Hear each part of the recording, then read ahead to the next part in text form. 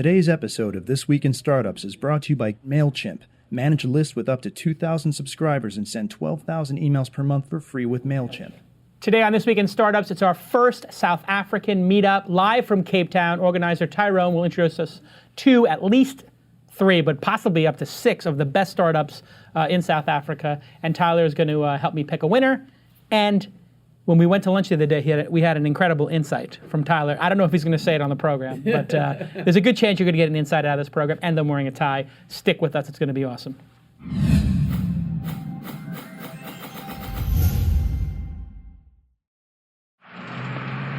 That's what it's all about, man. They said money is the root of all evil. What?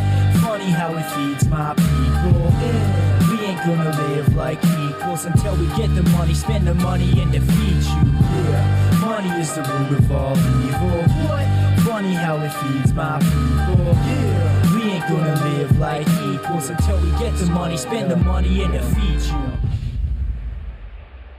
Introducing the newest members of the This Week in Startups producer program.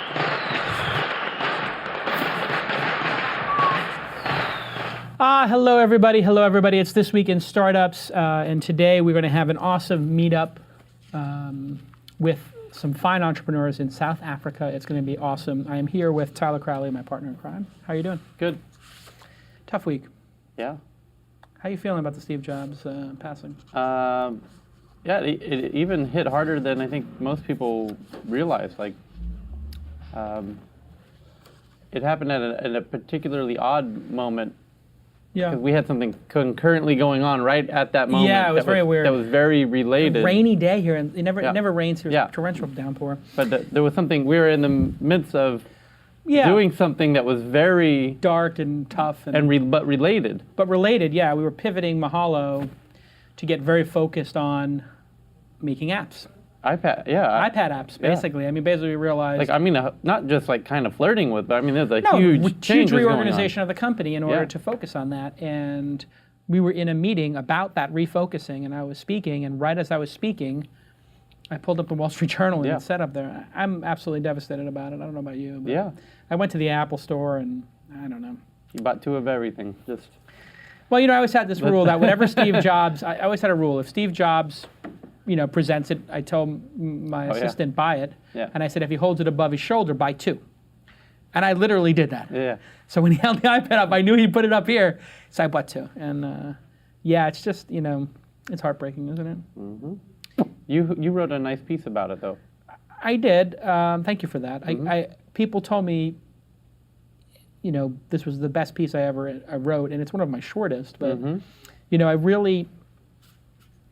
Of all the things Steve Jobs meant and represented, I like the fact that he was so steadfast in his beliefs and had the ability to block out noise. And, for clearly the CEO of our time, perhaps the best CEO innovator of all time, and definitely in the top. And one of the craziest stories to build your own company, get kicked out by your own board, come back. Well, and also the story before that, put up for adoption at birth, dropped out of college. I mean, people come crying to me about, their problems, and it's like, they started on third base and they think they hit a home run. I mean, Steve Jobs wasn't even allowed in the baseball park, and he fought his way through everything. But one of the things that always stuck with me was, during the last couple of years, people were criticizing him about different things. And I was critical of some things he did, like the closed ecosystem. Oh, sure. And, sometimes some heavy-handed tactics, like not including Flash. And eventually, actually, he started to open up a little bit and ease up. But he wanted to make his point. So whether you disagree with his point, just like in the commercial that he did, in the 1984 commercial, to me, pales in comparison to the Think Different commercial. And listening to him in that Think Different commercial, I don't know if you listened to it, it's just inspiring. And somebody was giving him a hard time from one of the blogs. I don't need to say which one. It's just one of the, gossipy, hatey, cynical criticism blogs. I remember, yeah. And they emailed them or something? They were just emailing him, busting his chops. And he ended his email at 2 a.m. by saying, by the way, what have you done that's so great? Do you create anything? Or do you just criticize others' work and belittle their motivations? so gangster, Yeah. And so cutting, so human though. so real, Yeah. so blunt, so human. Like you don't expect a CEO to email back to Hell somebody and no. say, yeah. And you know what? That is Steve Jobs. He was going to tell you you were wrong. He was going to tell you when you were right. But he was going to tell you when you were wrong. And he called people out. And you know what? I hate criticism. I hate critics. I hate haters. I hate jaders. I mean, I love them in a way because the fact that people hate on you or criticize you means that you've really accomplished something, typically. And it reminded me of that speech from Ratatouille, the one that I love so much, which is when Anton Ego.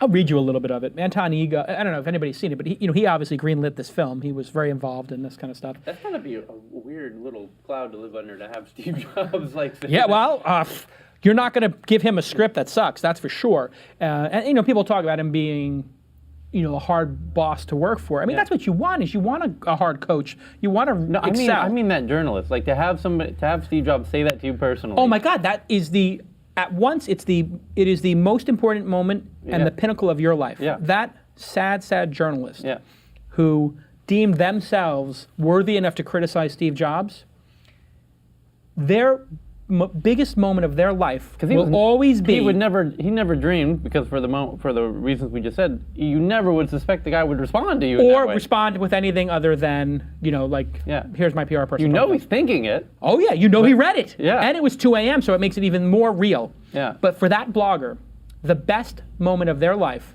will be Steve Jobs telling them how pathetic they are. How worthless they are. When your best moment is the most creative person on the planet telling you how pathetic you are, it's time to kill yourself. You know what? Don't kill yourself. You get my point. It's a wake-up call that your life is pathetic. And I love that about him, that he would stand up for himself, and he gave that kid a gift. Mm-hmm. So that kid, whoever was criticizing him, I think he knew that. Of course, it was loaded. Anyway, I'm going to miss Steve, and we all are, and heart goes out to his family, and Anyway, I gotta get all emotional. It'd be really interesting to see if he was around for another 10 years, 20 years. Yeah, it's like that whole thing I was talking to you about. Maybe you changed your decision on that. Well,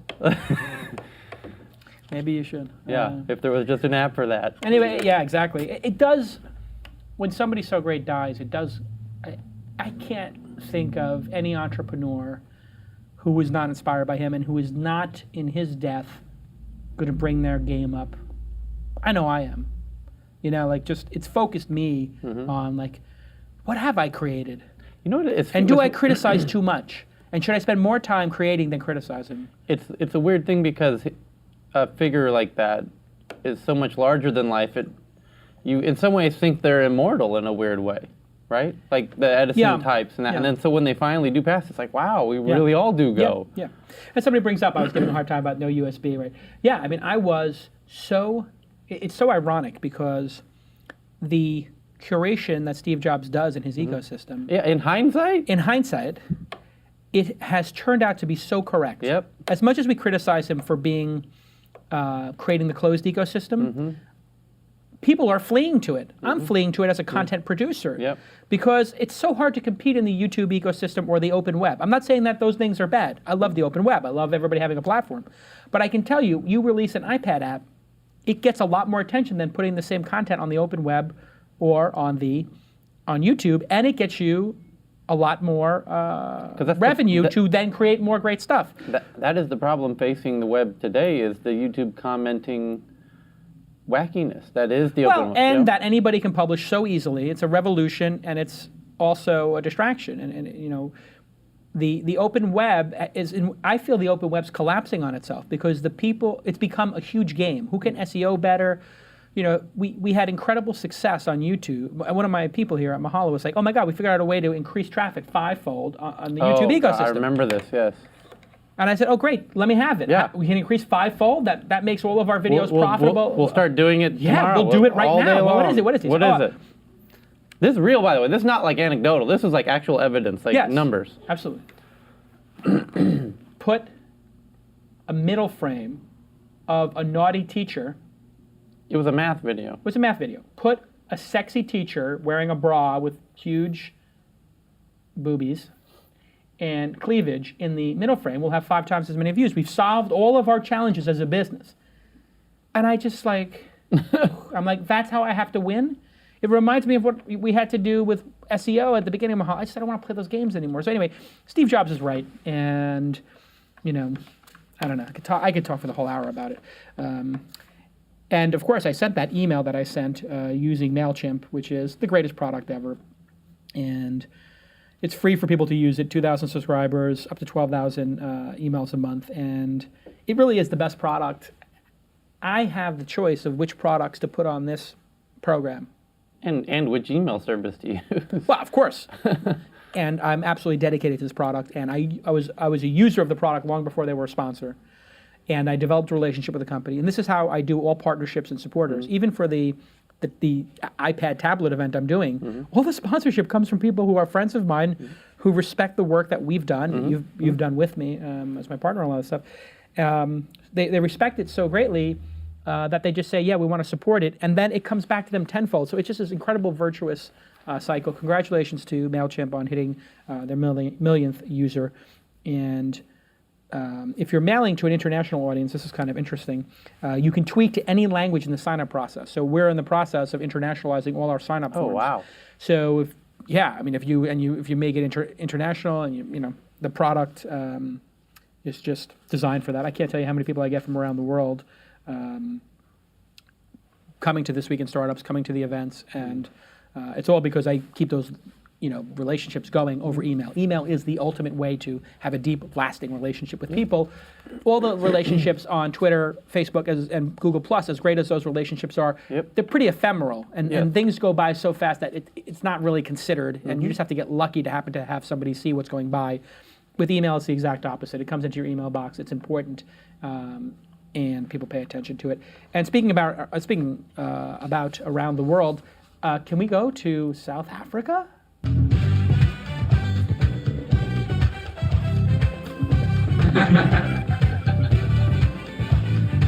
And what happened to my music? I was getting into that. And I could put, now I have a video switcher here, as you can see in the photo, and I can put Tyler on. And I could fade between Tyler and I. Fade between Tyler and I. And I can put Tyler and I on the same photo. Let's try to align our heads. This is if Tyler and I had a baby. It's like that Talking Heads video. You might find yourself in a beautiful house. You may find yourself. This is not my beautiful life. Hey, South Africa, are you there? We got it. Awesome, it worked. The internet works. This is following on a tradition of London, Paris. We've done London Meetup, Seoul. Paris Meetup, Seoul Meetup. We did one in Chi-Town, I think. Did we do Chicago? Where was that? In the middle of America? It's either Ohio or Chicago. I can't remember. But anyway, we basically have fans from around the world, and there's great startups going around the world, and you learn a lot from them. South America. No? We did do one in South Chile. Chile? We did Yeah. Chile, yeah. So anyway, Tyrone, who's on the line, contacted us and said, let's do one in South Africa. Tyrone, are you there? I'm here. How you doing? So you've been a fan of the show for a little while, I take it? For a long time, yes. And so you live in South Africa. On the TWiST list. You're on the TWiST list. Oh, so you're a producer. And if you would like to be a producer, go to twistlist.co. The producers list is amazing. I mean, for email, you're on it. Tell folks what happens on the email list. Yeah, it's like an in to all the fans. There's actually another person on the TWiST list here. You can ask questions and get great insights, and it's not that expensive. Yeah, $2 a month is the minimum, and it goes up to $200 a month. And there are people paying $200 and $200, and it's affordable for everybody. So for $24 a year, you're going to wind up getting this incredible free education. I think people will look back on that 10 years from now as one of the first places that kind of did that kind of model. Like, I see that model. It's pretty new, yeah. It's very new, and I see it continuing. Well, I think what we're going to do is, I think I'm going to start offering the people who are on the program to join it. So like, I kept CCing Joe Kraus from Cloud because we were talking about Cloud so much. So I think Joe's going to join the list. So we might wind up having all the guests on the list, and then it becomes even more interesting. So tell us, what is the startup scene like in South Africa? They call Cape Town the Silicon Cape. A lot of people here, because it's less business orientated in the physical form than Joburg. So here in Cape Town, people are turning to the web to get a lot of business. And I mean, as you know, Elon Musk, Shuttleworth, we've had some great entrepreneurs. So, and there's great universities, great coders. So we're behind, but yeah, people want to. You're not behind. You're emerging. I mean, you're not behind. You're emerging, and you know it takes people like yourself to bring people together to support each other to build one of these markets. And I can tell you, I was part of doing this in the 90s in New York when people just were very dismissive of New York, just like they were dismissive of Boulder or Cape Town or Austin, you know, over the last 10 years. And boy, do those things change when something like Techstars arrives or a Meetup starts up and a couple of hundred people start coming to a Meetup or angel investors start happening. So tell us how many people came tonight and where are you hosting this? Well, I have to thank the hosts. It's the Bandwidth Barn, and they are pretty much an incubator. I come to meetings here, and anyone who codes on any language or have got different ideas, it's a South African kind of little incubator. Sorry, I shouldn't say little. It's a big building, and there were 10 startups presenting. I think we had around 60, 70 people now. A couple people left, so we've got about 50 here now. So. Awesome. So who is the first company we're going to hear from? We're going to hear from Mobiflock. Vanessa's going to present. Okay, let's meet Vanessa. And I'm going to pull up Mobi, M-O-B-I, flock.com. It's a good name. I like the name already. And a female founder. That's always great to see a female founder. We don't see enough of those. And oh my God, I love it. Just from loading the website already, but I don't want to steal your thunder. Tell me, what is the mission of Mobiflock? Carry on. You're doing great. It's like I love that it's a beautiful logo with a character, and geez, you know, like you were explaining exactly the value proposition with these beautiful animations. I'm just drawn into the concept. Why don't I have you take 60 seconds to explain to us what you do? 3, 2, go. Hi, Jason. Hi, Tyler, and welcome to South Africa. My name is Vanessa. I'm one of the co-founders of Mobiflock, and we want to make smartphones safe for children. We love smartphones, but there's an unacceptable level of danger on smartphones at the moment if you're a kid. This could be anything from sexting, cyberbullying, accessing inappropriate and adult content, sexual abuse, and simply staying up too late at night on your phone. So we've designed a small app which sits on the smartphone, and then the parents access a web-based dashboard. I'm not sure how much of that you're going to see, but what the dashboard shows you is if any transgressions have taken place, as well as an overview of the phone traffic. They can drill deeper into different channels, the phone's last location and recent location. We're going to add geofencing to this. So you could cordon off an area, for instance, the Bay Area in San Francisco, and if your child moved out of that, you would get an alert. We are a group of mobile experts. Our founder, one of the co-founders, was one of the co-founders of a mobile messaging company called Clickatel. We're privately funded. The service is available in beta on Symbian and Android smartphones, and we've got other platforms coming soon. And that's it. That's my 60 seconds. Thank you. Wow.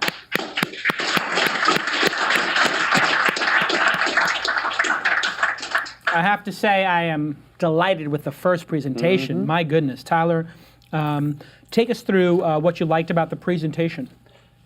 First impressions, awesome. This sheep character, like with the flock. Yes. And the idea that there's wolves out there who are trying to like... Just incredible metaphor. That's very well done. I love the branding. The branding's a 10 out of 10. Yeah, branding's a 10. Off the charts, yeah. Yep.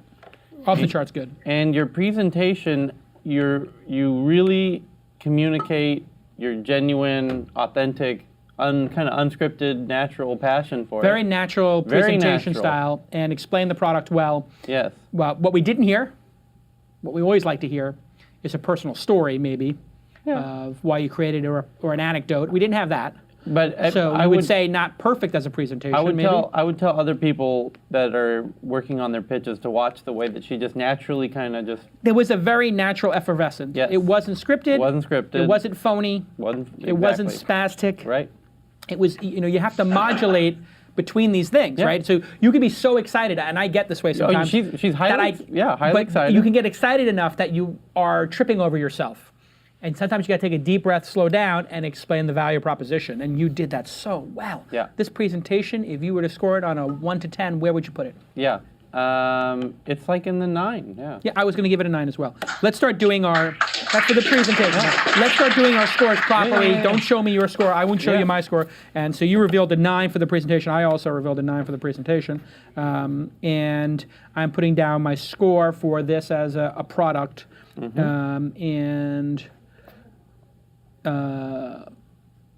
Okay, what is your product score? Write it down. Well, no, you don't have to write it down because I wrote mine down. I'm giving it a 9 as well on the product. I gave it an 8.5. I mean, it's just off the charts great. Why no iPhone?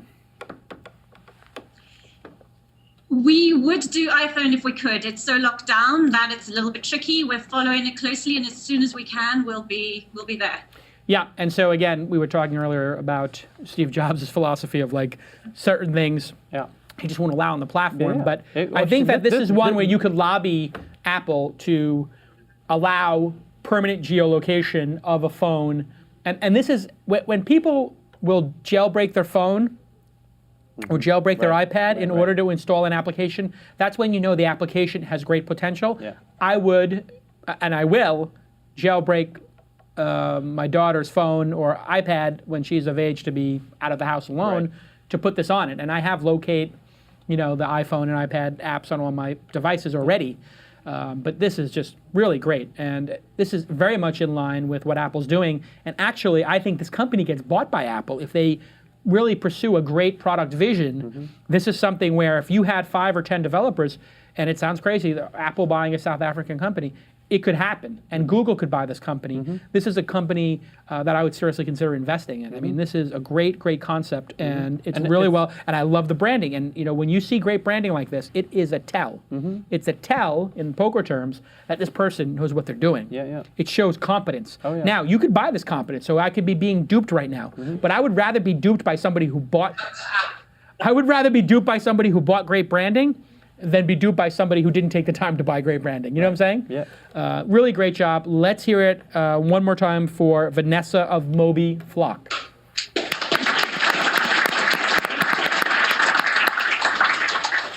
South Africa off to a awesome start. Whoa, I mean, it's really amazing. And I have to say, I am so pleased because just 2 or 3 years ago, when we, did things like this or when we traveled around the world, it was like the companies were 5s and 6s, and they just steadily have gone up to 7 and 8s and 9s and 10s. And I credit myself for creating this program that shares the message of how to make a big startup. I don't credit myself. I credit the fact that there's a lot of free information online to share best practices. Quora, This Week in Startups, TechCrunch, Launch, all these different things are culminating in people understanding how to make better product.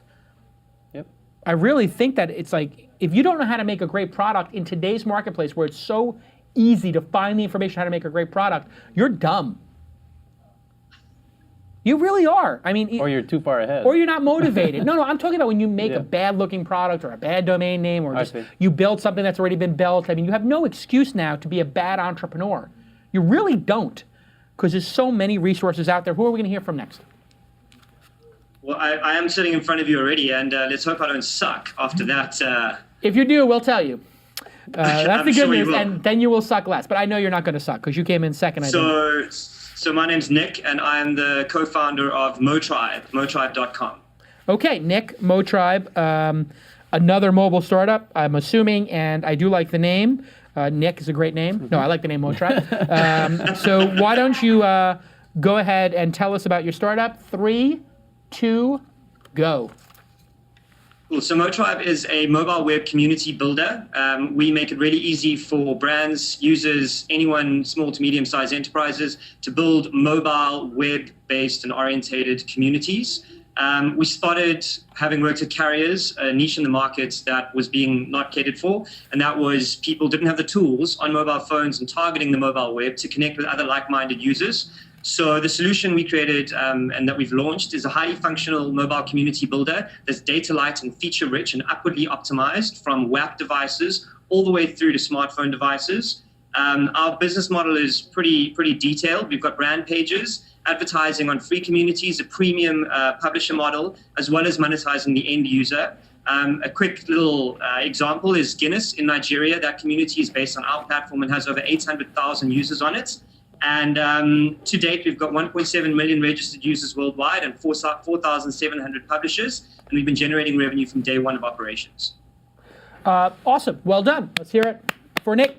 Thank you. All right.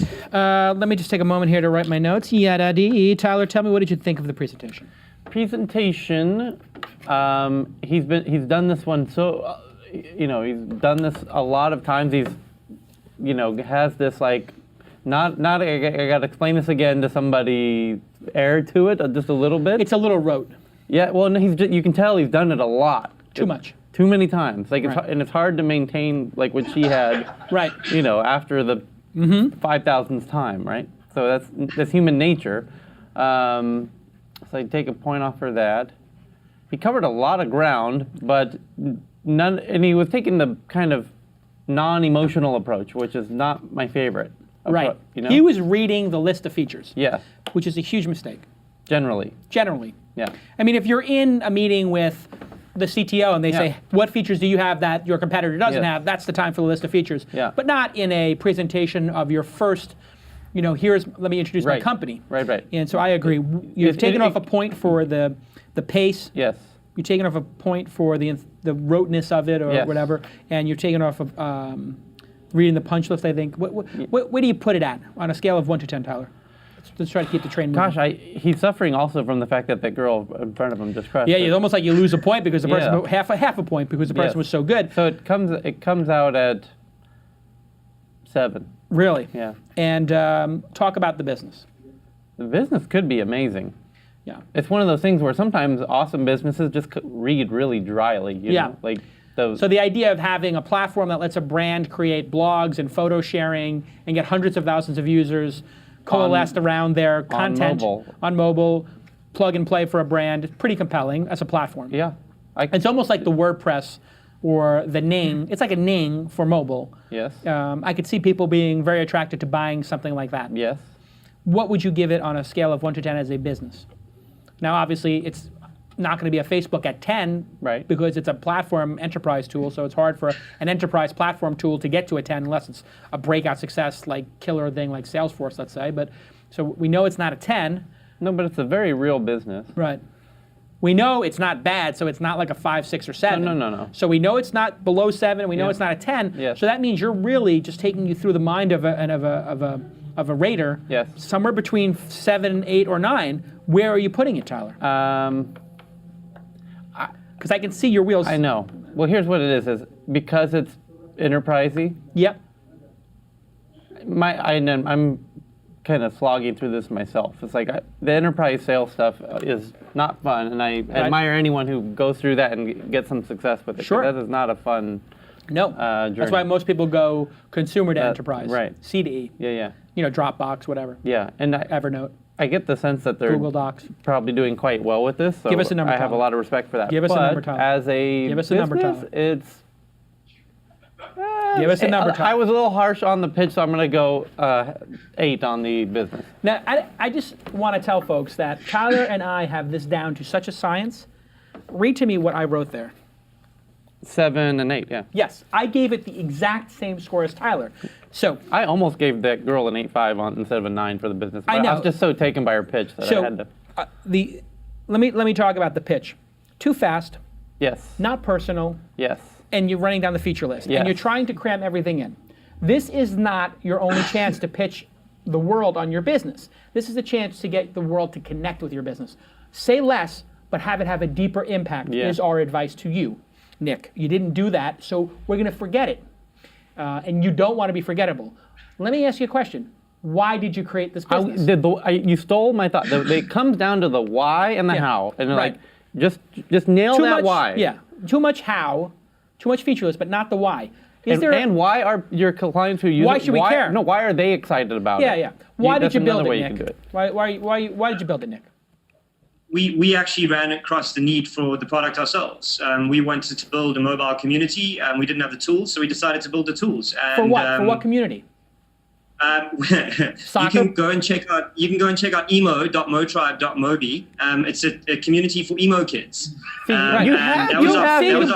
need that in the story. That's the story. Listen, we had a bunch of emo kids. We wanted to have a mobile social network. Yep. There were no tools, so we built this, and lo and behold, 10,000 people joined. And now, when we're all depressed, we write FMLs all night long.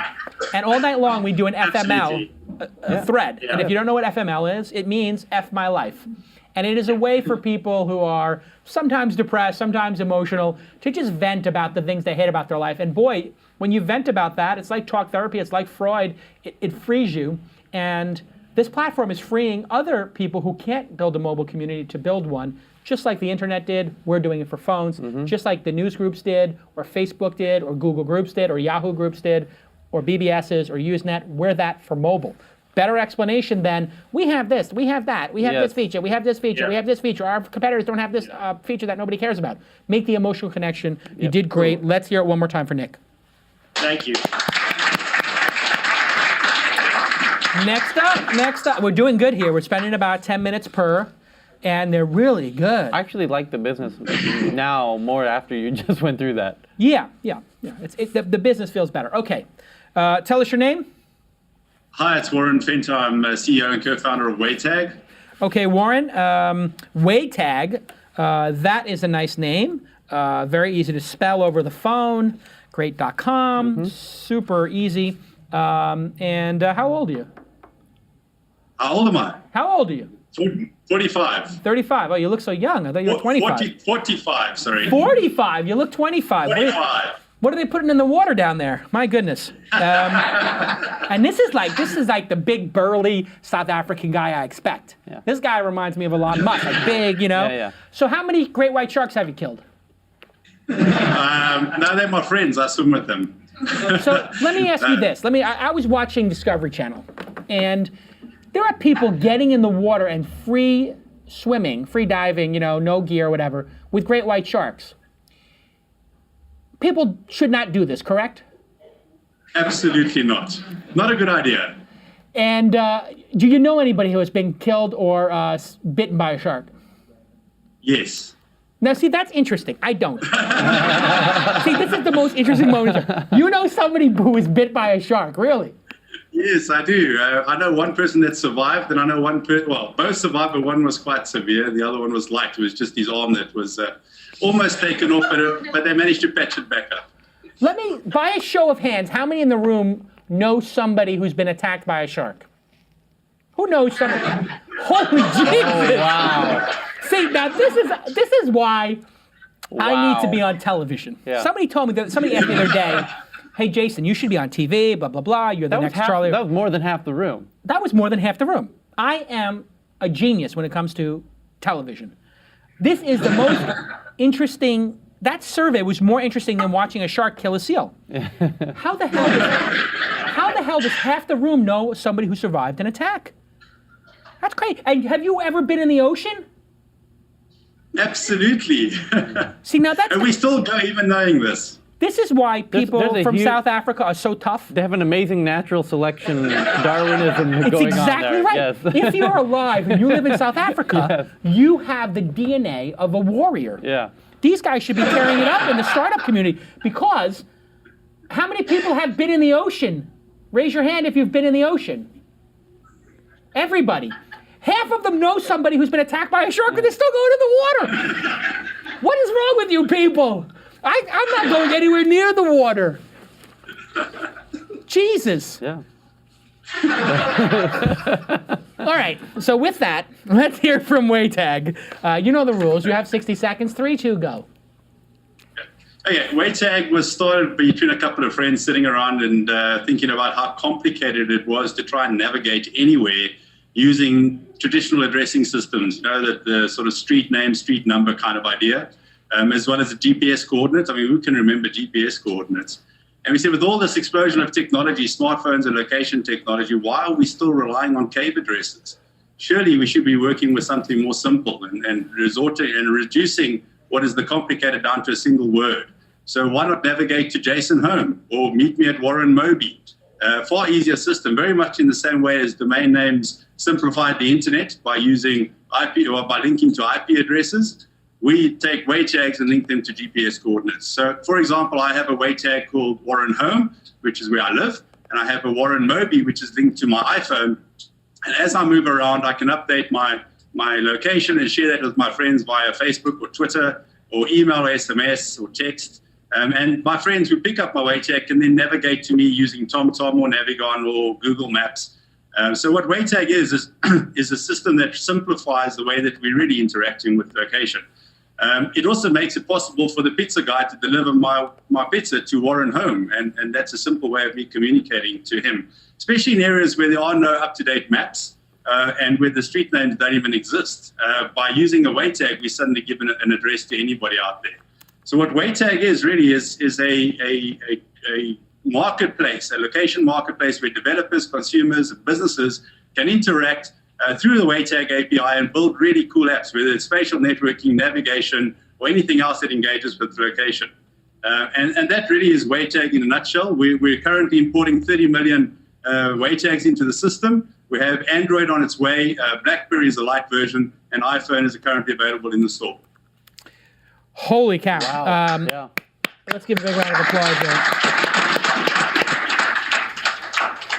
So I totally understand this, and I have had the problem. This is very much a Jason type idea, actually. This is the kind of thing that, you always, in conversation, we'll be talking, and you'll say, why do people I think that do location is an interesting thing. I'm going to take this one first, if I will. And I think you did a solid job of presenting this idea. You didn't give a lot of rock-solid examples. I got to write down my numbers here. Yeah, you write down yours because I'm going to go first. Yeah. So you didn't give a lot of rock-hard examples, but your pace on the presentation was solid, not too fast, not too slow. We understood what the product was, and it's a complicated product to understand. So that's really kudos to you for that. And the website is a pretty good start. It's not perfect, the website. I think you know that. The website, I give the website a 6.5 out of 10. You got a long way to go. But, if you improve it by a half a point every 6 weeks, you'll be to the promised land in a year. That's the good news. Now, having the ability to say Jason's office, and I've had 20 different offices in my life, but that the explanation point, I love that you put the bang at the front, bang Jason's office. It's like a hashtag, really creative, that I could just put exclamation point Jason's office in a tweet now as a user, and I don't have to worry about that it changed or something like that. And somebody else could say Calacanis office or Mahalo office, bang, and when you click it, you go to Waytag and it's there in plain English. Now I don't have to have a URL. I got a plain English thing, and there is actually a really cool iPhone app. I'm sure you know what it is. It's called Glimpse. And Glimpse has it. You know Glimpse or no? No, I don't know Glimpse. With a Y, okay. Yeah? With a Y. Glypse, I believe is how it's spelt, yes, or misspelt in that case. And so what they do is it allows you to say, here is my location. I'm pulling it up on my screen here. Let's go full screen on my screen. And you see here it says, this person, Brian, is going 48 miles per hour. They arrive in 13 minutes, and that this URL and map expires in 23 minutes. So I could publicly tweet, watch me as I, sort of like Runkeeper, watch me as I go to the movies. And this is only going to be tracking my phone for this period of time. This is sort of an application built off of your content in a way. And it sort of speaks to the importance of it. How many times have you been waiting for somebody, or your wife is like, hey, when are you going to be home? And you're like, yeah, I could just email her back with a glimpse and say, I'm on my way. And she could just sit there and watch me getting closer and closer and closer. And I don't have to give her a password or everything because it's a secret URL, and the URL is going away in a little bit. So who cares, right? And it's not indexed in Google. So I'm a big fan of this. And I love the idea that it's a platform and there'll be an API. And the pitch was not perfect because you didn't give a lot of examples. And you see how great this website is with their beautiful example of watching people go where they go. It speaks for itself. You need that for yours. You have this nice, I did like your nice animation, that sort of 1.0 of connecting with people that, hey, you can see that my house has always got this tag, but this is a hard thing for people to understand, and I think that you have to win the developers first. But it's close, and you need to have a great application built off of this. And you didn't give a great example of that. Maybe you haven't figured it out yet, but a great example in the presentation and a great example for consumers to connect with and developers to connect with would also be great. So I think overall I give the pitch a 7, and I give the business an 8.5. Let me see. 8.5. We matched. Oh, 8.5 on the business, and you gave the presentation an 8. Yeah. I almost gave the presentation a 7.5. Take me through what you think, Tyler. I think the website could use an uplift, an upgrade. Just the front. Yeah. First impression of it. Website not good enough. And the story is one of those stories that really lends itself to asking the user a question in the form of, have you ever had anything delivered to your old address? Or, matter of fact, Justine today had her new iPhone 4S accidentally ordered to her old house. Oops. Like 30 minutes ago, I was just reading her tweet. Yeah. So so there's a great example. Right. Have you ever had, an order go to your last house with the wrong address? Sure. Have you ever had somebody go to your old house instead of your new one? Have you ever had anybody go to your old office to your new one? Jason sent out a tweet this morning that we're moving offices. Right. So right off the bat, you're like, Jason, you're going to move offices. You think you're going to lose any? Right, yeah. You should have known that I'm moving offices, and that would have been know your audience and have it included in your pitch. What if pound Jason's office was the same for all time? Right. It's pretty good. I love the vision of this, and it seems like something that would come out of visionary. Asia. Yeah. What did I give? What scores did I give it again? I can't remember. You gave it a 7 and an 8.5. Okay, I gotta write this down here. 7 and 8.5. And what did you give, Tyler? I gave it 8 and an 8.5. 8 and an 8.5. Very, very strong. Let's hear it one more time for Warren. Thank you very much.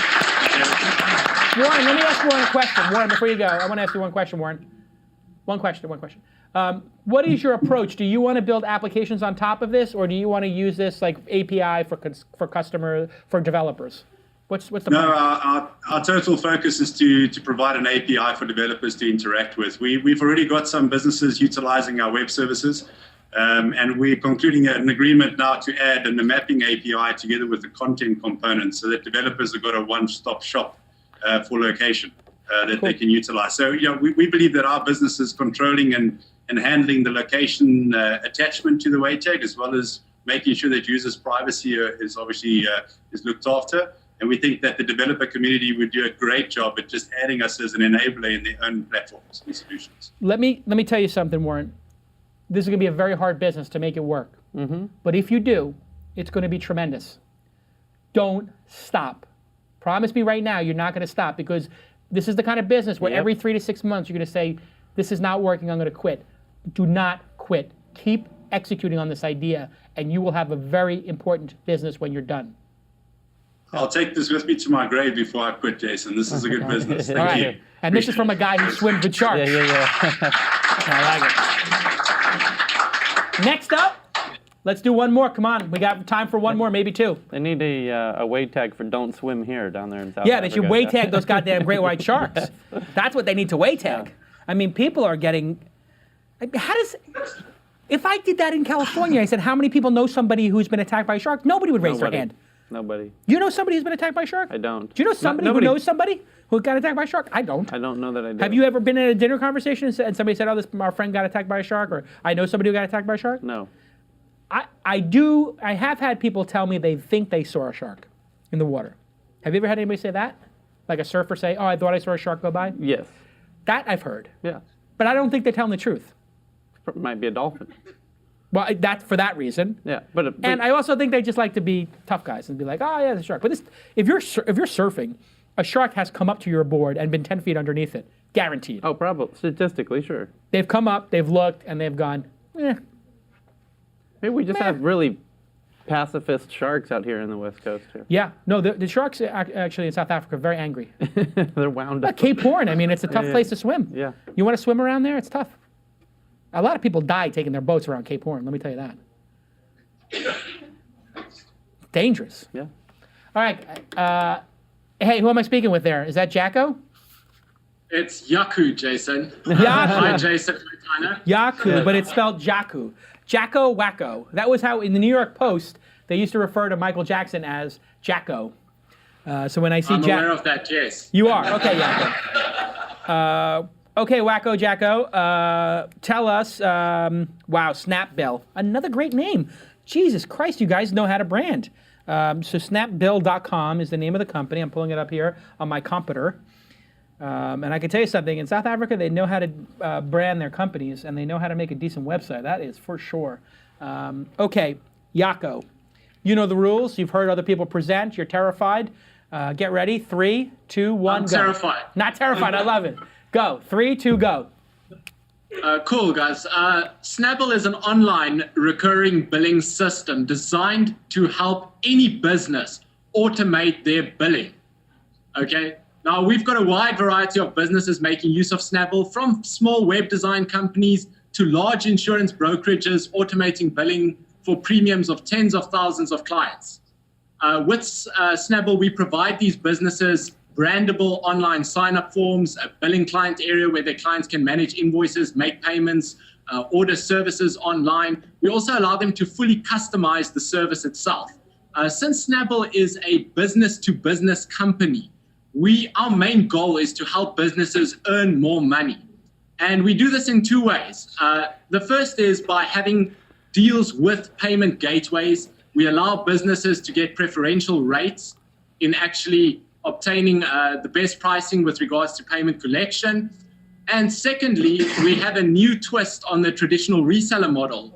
We allow businesses to actually resell third-party services in a white label manner and earn a passive income. So what's next for us at the moment is we're currently selling Host Deploy as a website hosting service through Snapbill and allowing web designers to earn a passive income. We might in future add bulk email, MailChimp, or broadband to the actual system. In conclusion, Snapbill saves you time, it saves you money, and it helps you earn a passive income.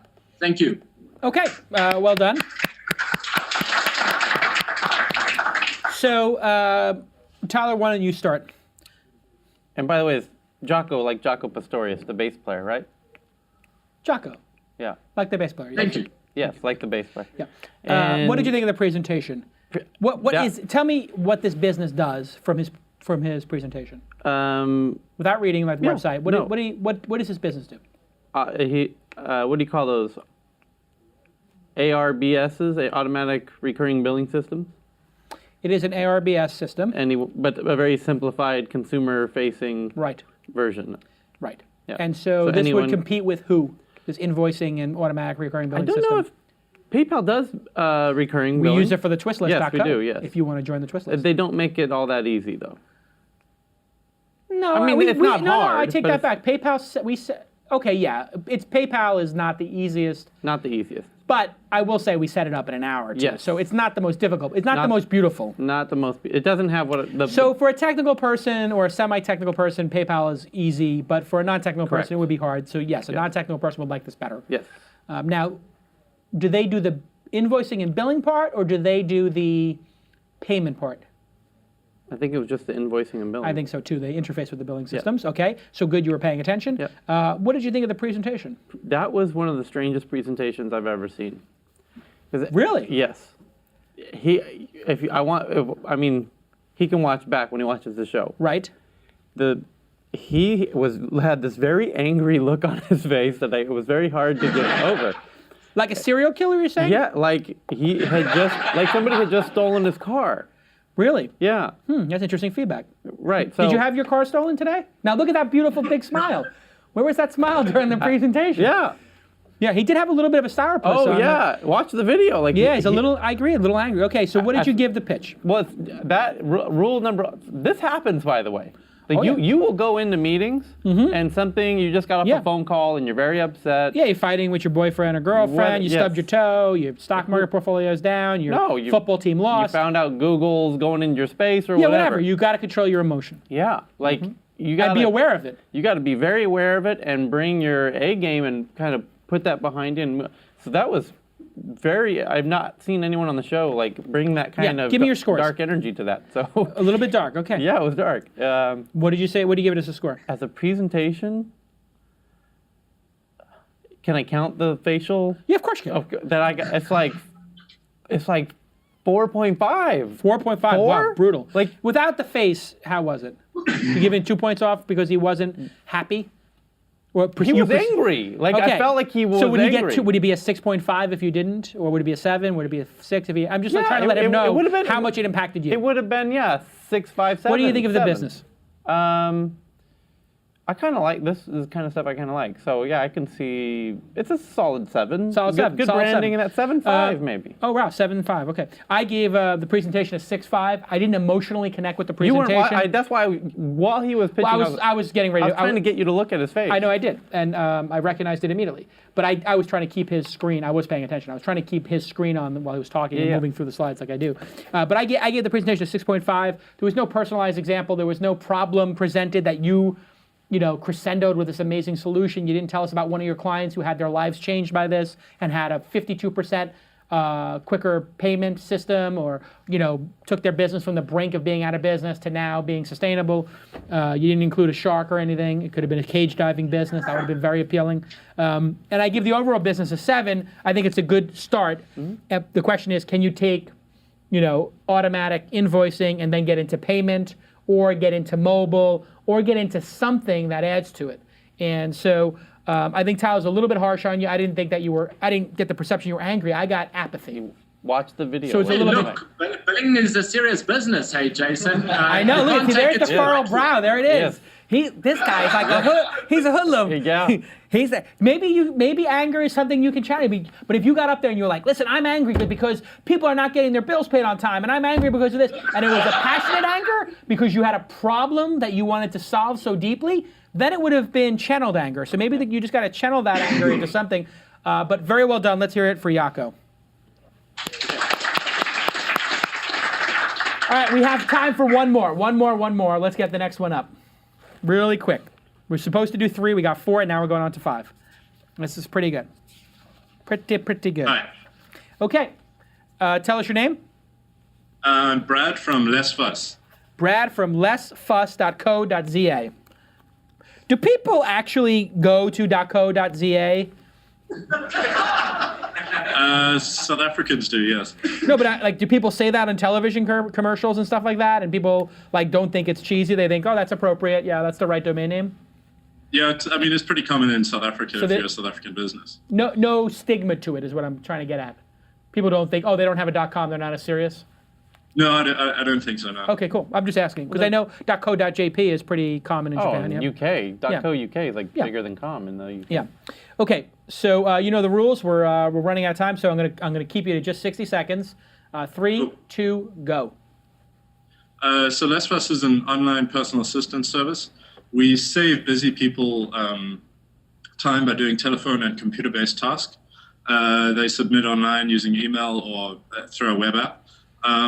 We suit small business owners, working parents, entrepreneurs, and we're aiming for a sort of very affordable, cheap rates, subscription fee.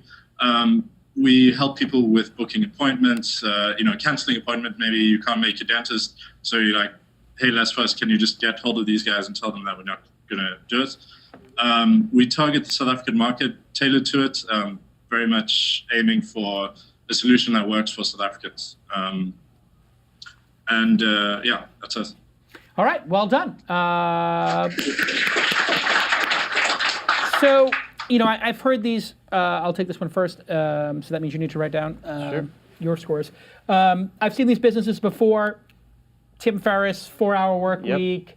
Offload the stuff you don't want to do. I'm trying to invite people to this. I want to invite iOS developers to. I want to invite iOS developers to my tablet conference on October 21st, and I'm having a little bit of a hard time because I got to go find them or whatever. So I did a search on Twitter to find iOS developers, and I would much rather just say, find me 200 and I'll give, or 300 and I'll just give you $1 for each one. And it would cost me $200 to get this done. Or give me 1,000 and then I'll just figure out a way to tweet to all of them somehow. So I really like what you're doing, but I don't see a differentiator. I think the real differentiator would be if I could submit not only by email, but submit by video, explain what I'm doing, or immediately be put on a conference with somebody, or maybe just explain it in video, or if it was also mobile. I'm thinking of something that differentiates you from all of the people who are competing with you. So what your your presentation didn't take into account competition and what's unique about this. It is well designed, so that's unique, but that's really critical. And then the second thing it didn't do was connect with me on a basis of how much time or money this is going to save me with just crystallized examples. Therefore, I would give the presentation a 7 and the business a 6. Because I felt like it was a solid presentation, and 6, just so you know, is an okay business in my mind. 7 is a good business, 8 is a great business, 9 is an amazing business, 10 is Apple. Or, whatever, like ultra successful, amazing. So that's where I put it. Where did you put it, Tyler? I had 7 and 7. Okay, so you were right in the same range as me. I did 6, 7, and you did You 7, did 7, 6. Oh, I did 7, 6, right. And you did 7, 7. Yep. Tyler, take us through your thoughts. I used to think about doing and taking on this kind of a business, and I actually registered the domain name Bucket Task. Bucket task. Bucket Task. Like a task, like a bucket list, a bucket task list. No, not bucket. Buck a task. Oh, buck task. Yeah. And then try and... As in buck the trend, like give it to somebody else. No, as in... $1 a task. $1 a task. Yes. Yeah, buck is slang for $1 in the US. Yes, we know. Like quid for a pound. Yeah. And I thought that would be the unique thing that would get people to really do this, because if you market it in a way where they feel like they'll do anything, a buck is nothing, right? Like apps are 99 cents for a reason, songs are 99 cents for a reason, because it's a flippant amount. You're like, oh, I'll go ahead and do that. So if you could make, instead of 30 minutes as your task, the task is something that represents $1 worth, so it's 5 minutes, and then you could do increments of those. So it's like, oh, you did 5, so it'd be $5, and kind of brand it that way. Although I like the idea of less fuss as kind of you're appealing to the pain point, even in the branding. It's very cool. But I think kind of bucket task is a way to position marketing-wise that kind of an effort. Yeah. I'm going to agree with that. So, Bradley, what are your takes on our criticism? I'm happy to sell the domain if you're interested. No. What is your take on not on our criticism but our feedback? It's great to always hear different ideas of where we should be going and so on. As you said, what makes us unique. We've got a couple of features in the pipeline that do sort of chase that. How do you submit a task and be unique around that? One of them is using your calendar directly to sort of drop something on, and we can book that appointment via that modality. I mean, there's a couple of those kind of things that we're going to get to. I mean, we've only been operating since May, so we're kind of still finding our product fit and our voice. Awesome. Well, I think you got a good start and pretty well done. Okay, so let's go through the 5 we've done. That's all we have time for, because we got to also do the voting. Yes, we need about 5-10 minutes to do the voting and everything. So, and is there a show after this? We have, I think that right after this will be Rob Tersik's This Week in Social Media. Yes. And that's starting immediately after us, right? So it's going to start at, anytime between now and 1:15, right? That's correct. So I could do it at 1:05, 1:10, right? They're ready to go. Guest is not here. Guest is on the way. So, hey guys, when we do this, the idea is to have them ready to go at 1 o'clock so that I can switch over to This Week in Social Media immediately, anytime between the 1 and 1:15. So let's make sure we do that next time. Hey, we do have time for one more. Let's do one more, but it has to be quick. Let's do the last one. I think it was Patrick. Yeah. Okay. Okay, Patrick, is that you? Yes, that's me. Okay, Patrick, nice big smile. I like it. 3, 2, go. I'm Patrick Hayton from Cognician.com. We've got an unusual spelling, Cognician.com. And what we do is we create a business-to-business focused productivity app that allows companies to create virtual conversations around specific topics. So one of our clients, for example, a local financial institution, has a set of values that they want to embed in their staff. And the way they would normally do that is by a face-to-face conversation that an HR manager would set up. But that's so time-consuming. And the bigger the company, the more difficult it is to get 2 people to match up their schedules. So what we do is we create a very focused virtual conversation that plays out in our app. And then anybody can use it, open the app at any time, engage in the conversation. They share ideas through the app while they're using it. And the more ideas they share, the more they use what we call COGS, conversational guides, the higher they move up the leaderboard. So we kind of gamified the experience of self-directed learning. Why did we start this whole thing? My brother and business partner and I have been creating educational products for about 10 years. And we came up with some really great methodologies for how to put ideas in people's heads. But we just couldn't scale the operation. So we bootstrapped a software application, and that's where we are now. Okay, very well done. Let's hear it for Cognition, as in Cognition plus magician. Yes. I think is what you're going for there. Or technician. Or Cognition and technician or magician, but somebody who is involved in cognition. And this is the wild card for me. Mm-hmm. Did I go first last time or did you? I went first last time. I think you go first this time. I'm still a bit confused. Right, which is why I called it the wild card. Yeah, immediately. But this is the kind of day where like, I think you meant this, and then I'll throw back something that I think is really interesting. Yeah, well, I'm looking at this screenshot, which really I got to a little bit late in the presentation, but a picture is worth 1,000 words. And these guys are saying these are cogs, parts of thinking, Phoenix checklist, whatever. I guess those are sort of like general concepts, and then here are the contents of that cog that you can perceive, organize, scramble, evaluate, and get started. And then over here you have like a Twitter-like interface in this worksheet where people have this little conversation. And then on the sidebar you can echo some. You can, I guess, put a question there, and then some text to, I guess, put the worksheet in context. And then at the bottom you have your notes on the bottom right. This is fascinating to me because it feels a lot like groupware, like Groove, which was a groupware product, or Lotus Notes. And this idea of just sort of trying to group knowledge and conversations. And I'm always fascinated by this stuff. Nobody ever gets it right. No, you know, it's sort of just like Google Wave. A lot of promise, too difficult for consumers to understand. Very hard to get across. Certainly very difficult to express in a presentation. Yes.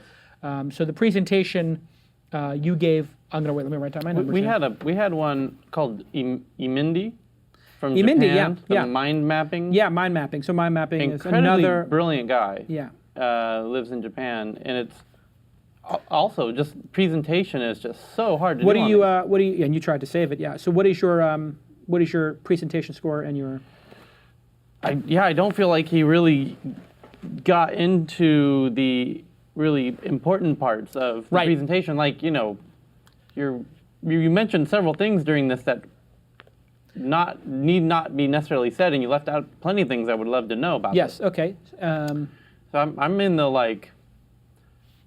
I'm actually fascinated by this, but as it stands, I'm in like the 6.5 for the. 6.5 is what you gave. Yeah. And what do you give the business? I'm thinking, God, these are very hard businesses. Yeah. I wish these were good businesses. Right. There's just they scare me to death as a business. Sure. So I'm also in kind of like the 6.5 range for. Interestingly. Yeah. What did I put right there?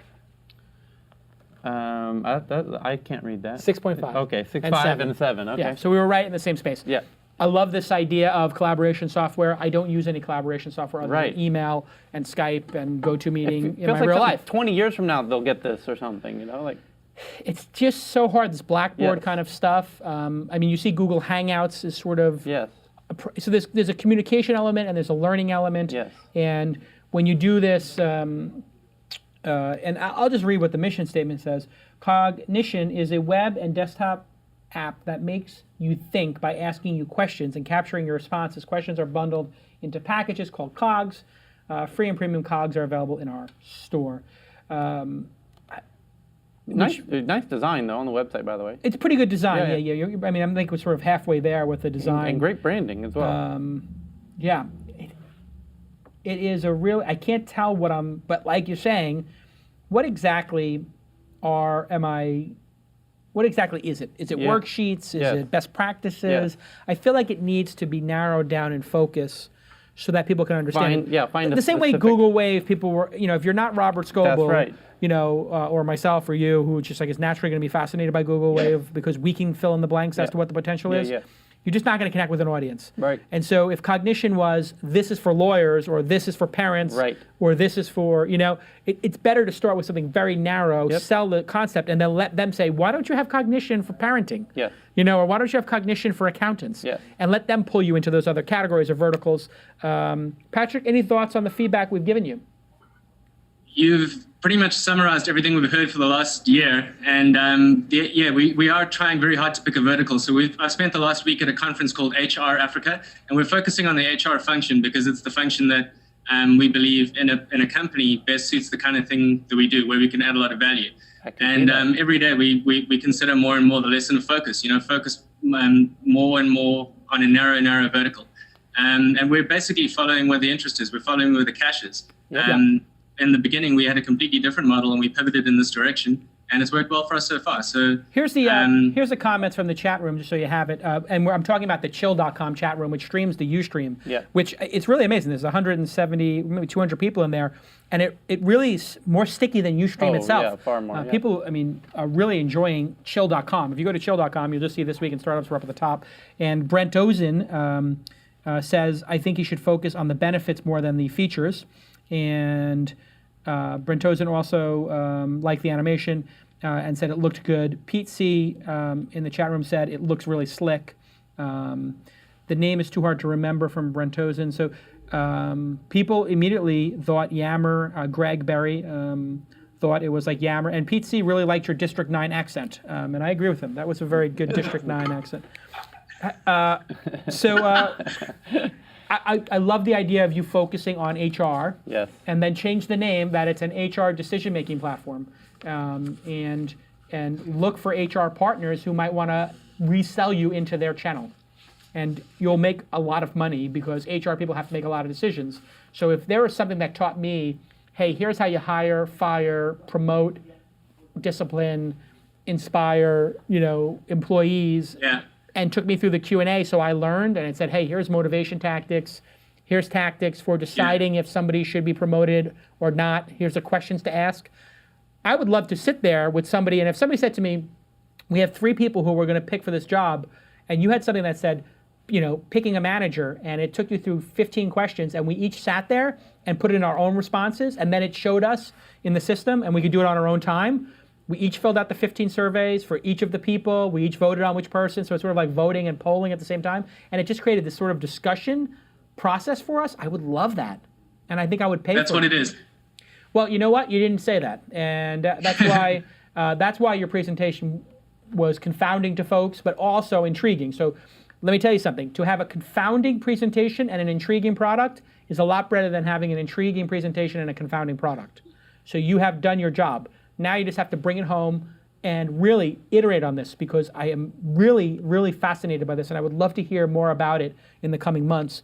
You really did a great job, and I hats off to you for trying to tackle something quixotic and hard. A lot of people take the simple route. I'm very pleased with all of the presenters today. I love the visionary nature of the stuff going on down there. With the exception of Snapbill and lessfuss, which were more blocking and tackling services, i.e. services we've seen before.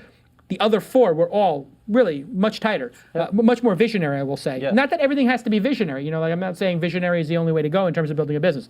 But boy, this was big ideas. There's some big ideas here, and I really am proud of everybody. Let's hear it for Patrick and Cognition.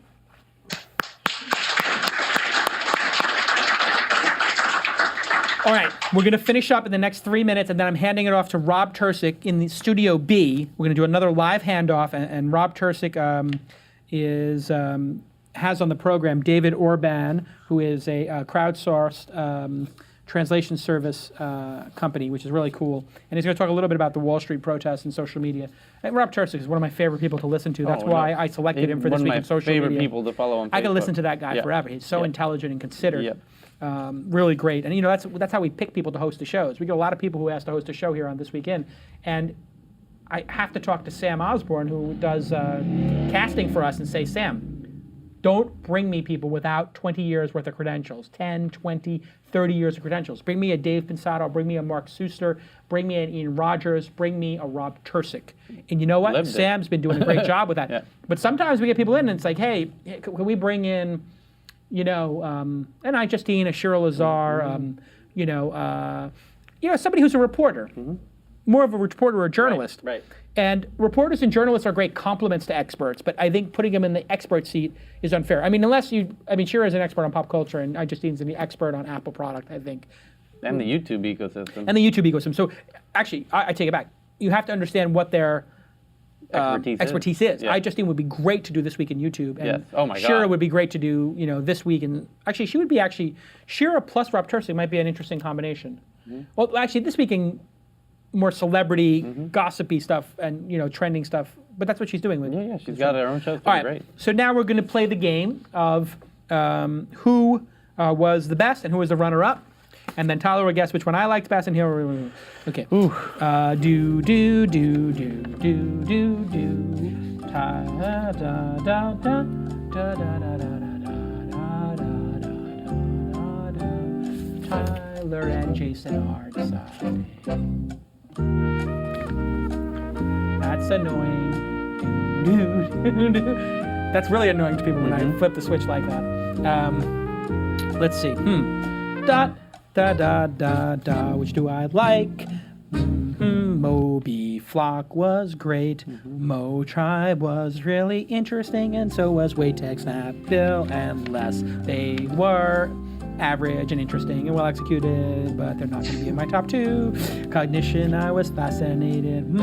Which one should I pick to win? I was thinking too. Yep. You have your first and second, and you also picked my first and second? I know I got your first. Yeah.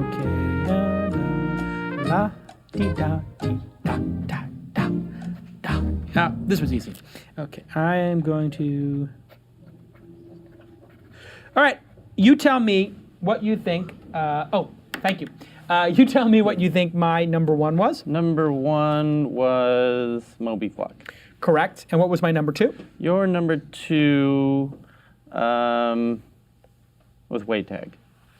My number 2, so let me put it this way. No, wait. I just want to see Moby and Waytag. You know me very well. Yeah. You picked out of the 6. Not only did you pick the number 1, you picked the number 2. Yeah. Now, looking at yours, I will say that Cognition, it's too raw and out there for you to pick as your first. Lessfuss and Snapbill are too obvious. Waytag is something that would appeal very much to you because it's a platform and it's got this massive expansiveness. Motribe, again, we've seen some things like that. It was very good, but I think it's just below Waytag and Mobiflock, so I think that you liked both of those as well, but I think you'll like them opposite to the way I did, and you would have picked Waytag and then Moby. Ooh, wow. I considered that, but I actually went with the same. Same as me. Same as me. So it was pretty clear. Yes. So let's hear it for our clear winner, Mobiflock.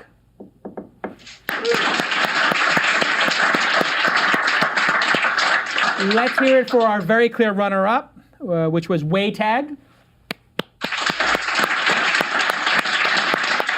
And let's hear it for everybody else who did a fine job as well. Now, I would like to offer our first place and our runner-up, Moby and Waytag. You're both invited to come to the launch conference in March in the United States. You have 5 tickets and a table. You can bring your whole team, all courtesy of me. No, courtesy of me. And very important, you come there with your table, you might just get some angel investment or meet somebody to buy the company. It's critical that you save up some money and come. It's critical. That's a heck of a trip, though. It's worth it. Yeah. It's worth it. You're going to meet a lot of great people. You may find a licensing partner. What are you trying to dissuade them? No, I'm trying to get these people over here. Being realistic. Luckily, the Bandwidth Barn is going to pay for first-class accommodations for your entire team, private jet, and buy you a house in San Francisco. No, I don't think the Bandwidth Barn. Is it Bandwidth Barn is the host? Yes. Yeah, they're not going to do that. No, but no. So anyway, the point is, you guys have to come. And if you build a 2.0 version at the launch conference, there's 2 competitions. 1.0, which is a brand new company that nobody's heard of. 2.0 is an existing company that has built something amazing on top of what they've already done, something new. So I would encourage Waytag and Mobiflock to really iterate and try to create something new on top of what you've done. And maybe you'll get a slot on stage, which would be an epic thing for you guys. I'd also like to give each of the other companies 2 free tickets to the event, which is like $2,000 each, to just come and experience it all. You don't get a table. I don't have that many free tables to give away. Thank you so much to everybody who participated. I am blown away. I would say right now, Korea and South Africa are really doing the most amazing job. Just below that, Paris and London. But I do think that... But Paris and London have been doing it consistently. I know, but I just have to say that they've upped the game a little bit here, Korea and South Africa. And it's up to Paris and London to respond and really bring the level of... Because they're just slightly behind it, but I will say the game's not over. But you kind of expect London and Paris to do well, you know? Right, and I think that, it's like the folks in South Africa and in South Korea wanted a little more, right, and they've brought it a little bit better during the show. I have to say that was the most surprising. I didn't expect pleasantly much. surprised. I felt I felt Chile was moderate. Like Chile's, we should rate them as a group. I wasn't here for Chile. I would say as a group, both South Korea and South Africa, both South Korea and South Africa were 9s out of 10s as a group overall. Yeah. 8.5, 9s out of 10. Korea's off the and charts, I think Paris was 8 and 8.5. Yeah. So they were just right behind it, London as well. And then I felt like Chile was like a 7. Chile needs to do work. They really have to up their game to compete with some of the other folks presenting as a group, because we could actually take the scores as a group. Yeah. And let's do that, Carolyn. Let's take all the scores that we gave, and let's give an average. So compile all of them. This is just a little bit of work. We'll take you 8 days, and you've got nothing to do, Carolyn. No, seriously, somebody should average these out, and we should figure out, actually, with our scores that we gave on air, which place had the best average. That'd be really interesting, because then you put somebody up who's kind of a clunker, you may drag your average down. You may not want to put them up. Actually, that might dissuade people. I don't want to do that. Anyway, maybe we take the top 4 and average the top 4. It'd be a better way to do it. Anyway, thank you so much, and thank you, Tyrone, for doing this for us. Big round of applause for Tyrone.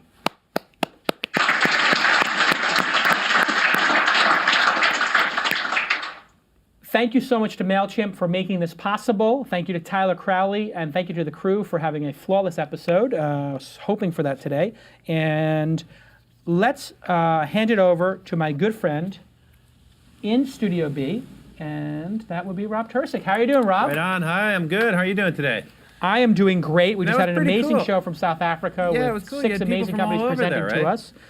Who's on the program today? So today we got a couple good things. We're going to cover the Occupy Wall Street phenomenon that's happened. It's starting to spread across the country, something I've been watching with a great deal of interest. So we're going to have Carl Franzen from Talking Points Memo tell us a little about that.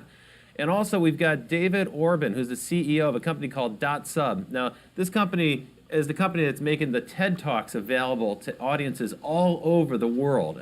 So millions and millions of people who don't speak English are able to watch those great TED Talks thanks to .sub. So this is about taking social media and making it available to non-English speakers and vice versa. That is awesome. Yeah, I'm really looking forward to that. And localization is something I'm going through with Mahalo, because our iPad apps are doing tremendous in other countries, and they're in English.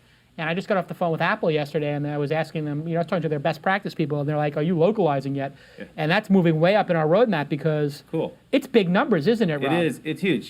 Bear in mind, there's only a couple 100 million people in the U.S. Who are using the internet, but there's more than 2 billion people, so obviously we're not even 10% of that audience. Now, Americans tend to be pretty self-absorbed, so we think we're the whole internet. What David Orban was just telling me is that English language content isn't even the bulk of the content on the internet. Now, it's a minority of the content. Wow. It's not even as big as the Chinese content on the internet. And Americans are very unaware of that. So this is going to be kind of mind-blowing. You're going to see how big the world of social media outside the U.S. actually is. I can't wait. Cool. So thank you, my friend, and I'm looking forward to watching a great episode of This Week in Social Media. We'll see you next time. Okay.